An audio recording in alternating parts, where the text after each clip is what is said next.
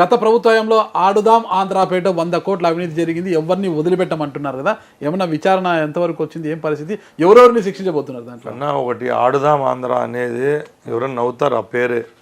ఇన్ని పేర్లు ఉండగా ఆడుదాం ఆంధ్ర ఏం చెప్పండి. అది కేవలం ఎన్నికల స్టంటే ఆడుదాం ఆంధ్ర అనేది. కేవలం ఎన్నికల ముందు ఒక 3-4 నెలల ముందు అప్పటికప్పుడే టెండరింగ్ పెట్టేసి ఒక ప్రాజెక్టుగా దాన్ని పెట్టి జనాలు లేకపోయి వాళ్ళ పబ్లిసిటీ కోసమే ప్రవేశపెట్టిన కార్యక్రమం ఆడుదాం ఆంధ్ర. ఆ దాంట్లో నిన్నంతా లెక్కలేసి చూస్తే సుమారు 130 కోట్ల రూపాయలు వేయమని చూపిస్తాను. దానిలో ఇప్పటికి ఆ జగన్మోహన్ రెడ్డి ప్రభుత్వం చెల్లింపులే 90 కోట్ల చిల్లర ఉండాలి. దాంట్లో ఇంకా బ్యాలెన్స్ 30 కోట్లు ఉంది. కేవలం టోపీలకు టీషర్ట్లకు కిట్లకి 60 కోట్లు ఖర్చు పెట్టేసినారు. ఇది ఎవరు ఎగ్జిక్యూట్ చేసినారని చూస్తే R&B డిపార్ట్మెంట్ చేసింది, శాప్ చేయలేదు. ఏమంటే శాప్కి ఇన్ఫ్రాస్ట్రక్చర్ లేదు, R&B వాళ్ళు ఎగ్జిక్యూట్. ఇది ఎవరు చేయించారంటే ముఖ్యమంత్రి అంటారు, ఉన్నతాధికారులు. సరే ఆడికి పోనీలే. దీన్ని ప్రాజెక్ట్ అంతా ఎవడు దీన్ని సిస్టమ్ అంతా చేసిందంటే జగన్మోహన్ రెడ్డికి ముఖ్యమంత్రిగా కట్టబెట్టి ఏదైతే అందరూ గొప్పగా చెప్పుకుంటాడో ఐప్యాక్ అనే సంస్థ ఉంది కదా, ఐప్యాక్ సంస్థలో ఉండే ఎంప్లాయీస్ ఎవరైతే మెయిన్ వాళ్ళు ఉంటారో వాళ్ళే ఈ ప్రోగ్రాం పెడితే మనకు రాష్ట్రంలో అంత క్రేజ్ వస్తుందని చెప్పి చెప్పడము, ఈయన ఆ స్కీమును పెట్టడం, 100 కోట్ల 30 లక్షలు 130 కోట్లు దుర్వినియోగం జరిగింది తప్పక దానివల్ల ఎవరికీ లాభం జరగలేదు. తప్పకుండా ఎవరైతే పందికొక్కులు ఉన్నారో పేదల డబ్బు తిన్నారో వాళ్ళందరినీ రోడ్డుపైకి తెచ్చేదానికి మా శాఖ అయితేనే మీ రాష్ట్ర ప్రభుత్వం సిద్ధంగా ఉంది. అప్పుడు మంత్రి రోజమ్మ గారిని వదిలే ప్రసక్తే లేదని అనేది కూడా ఒక స్టేట్మెంట్ ఇచ్చారు కదా. 100% ఈ రోజు నేను కూడా మంత్రి నేను సంతకం పెట్టినా నేను తప్పు ఏదైనా చేస్తే వచ్చే 5-10 సంవత్సరాలకి ఎవరైనా నా మీద శాఖాపరమైన చర్యలు తీసుకోవచ్చు. అలాంటి అవకాశం ఇవ్వరా మీరు? తప్పు చేసినప్పుడు దొంగ ఎప్పటికైనా దొంగ, దొర ఎప్పుడైనా దొరే కదా. నిజంగా ఆ రోజు ఆ శాఖలో ఎవరైతే మంత్రులుగా ఉంటారో వాళ్ళందరూ నిజంగా తప్పు చేసింటే ప్రభుత్వం వాళ్ళకి చర్యలు తీసుకుంటుంది.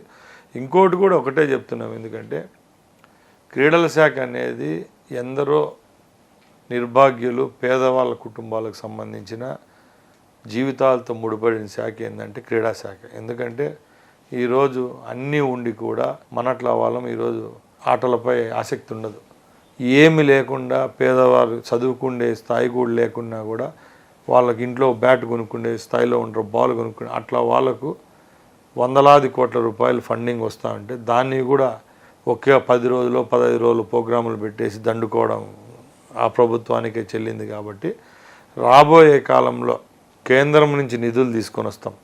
మీకు తెలుసో తెలీదో కేంద్రంలో అతి ముఖ్యమైన 10 పోర్ట్ఫోలియోలో క్రీడల శాఖ ఒకసారి రికార్డ్ చెక్ చేయండి. సుమారు క్రీడలకు బడ్జెట్ 28,000 కోట్లు ఉంది 1 ఇయర్కు, ఒక అకాడమిక్ ఇయర్. అంటే మన వాటా ఎంత? రాష్ట్రం పెద్ద రాష్ట్రం, మంది కూడా చిన్న రాష్ట్రం కాదు. ఏదో చిన్న చిన్న రాష్ట్రాలు ఉంటాయి, ఆ రాష్ట్రాలకు ఇచ్చిన నిధుల్లో కూడా మనకు వాటా దక్కడం లే. అంటే గత 5 సంవత్సరాల్లో ఇక్కడి నుంచి మంత్రులు అయితేనే ప్రభుత్వం నుంచి సిఫార్సులు పోలా, అక్కడి నుంచి రాబోయే నిధులైతే ఇక్కడికి రావడంలే. నియోజకవర్గ స్థాయిలో జిల్లా స్థాయిలో ఉండే పట్టణాల్లో ఏ విధమైన మౌలిక వసతులు కల్పించడం ఎక్కడా జరగలేదు. కేవలం పులివెందుల్లో 150 కోట్లు పెట్టి ఆయన కట్టుకున్నాడు తప్పక మిగతా దగ్గర ఎక్కడన్నా ఆ గ్రౌండ్లలో చూస్తే ఇప్పటికీ పోయి ఇన్స్పెక్ట్ చేస్తే బీరు బాటిళ్ళు బ్రాందీ బాటిళ్ళు దొరుకుతాయి. అసాంఘిక కార్యకలాపాలు ఎక్కడ జరుగుతున్నాయి అంటే ఈ గ్రౌండ్లు ఈ నిలిచిపోయిన ఆడిటోరియంలో జరుగుతున్నాయి. కాబట్టి తప్పకుండా కేంద్రం నుంచి రావాల్సిన వాటా ఏదైతే మన రాష్ట్రానికి రావాలో క్రీడాపరంగా తీసుకొని వస్తాం. మన రాష్ట్రంలో అన్ని నియోజకవర్గాల్లో పేదలకు ఉపయోగపడే విధంగా జిమ్ములు అయితేనే కోచింగ్ సిస్టమ్స్ ఎక్కడెక్కడ ఉంటాయి, ఏ ప్రాంతంలో ఏ విధమైన క్రీడ ఇష్టపడతారో ఆ విధమైన శిక్షణ ఇచ్చే విధంగా ఇండోర్ స్టేడియంస్, అవుట్డోర్ స్టేడియంస్, ట్రాకులు ఇవన్నీ రేపు 5 సంవత్సరాలు అభివృద్ధి చేసేదానికి క్రీడల శాఖ మంత్రిగా ఒక యువకునిగా ఈ రాష్ట్రంలో ఉన్న క్రీడాకారులందరికీ భరోసా ఇస్తున్నా తప్పకుండా చేసి చూపిస్తే. రాయచోటి విషయానికి వచ్చేలకే రాయచోట్లో ఇప్పుడు మీరు అన్నారు మేము సుగవాసి కూడా ఇప్పుడు కలిసే ఉన్నాం, అంత హ్యాపీగా ఉన్నామని. మరి ఎన్నికల్లో మీకు ఎంతో ఇంత సపోర్ట్ చేసిన సుగవాసి కుటుంబానికి మీ సహకారం ఎలా ఉండబోతుంది? అన్న 100% ఇంకా నేను మంత్రి అయినా ఇంకా నాకు ఇంతకంటే పెద్ద అవుతానని లేదు, నాకేం ఆశ లేదు. చెప్తా అండి, అది నా విజయానికి ఎవరెవరైతే తోడ్పాటు అయింటారో వాళ్ళందరినీ నేను బాగా చూసుకుంటున్నా. మీరు వాళ్ళని కూడా అడగచ్చు. నా విజయంలో ఎవరైతే కీలక పాత్ర వహించారో వాళ్ళందరినీ కూడా ఈ 40-50 రోజుల్లో మా నాయకుల దగ్గరికి తీసుకొని పోవడం జరిగింది.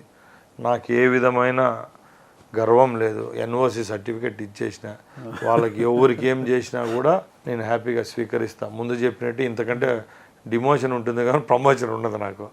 అందుకు నేను చెప్తా ఉండేది ఏంటంటే నా లక్ష్యం రాయచోట్లో అభివృద్ధి చేసి చూపించాలా. ఎక్కడ పడినానో అక్కడే నిలబడి చూపించా.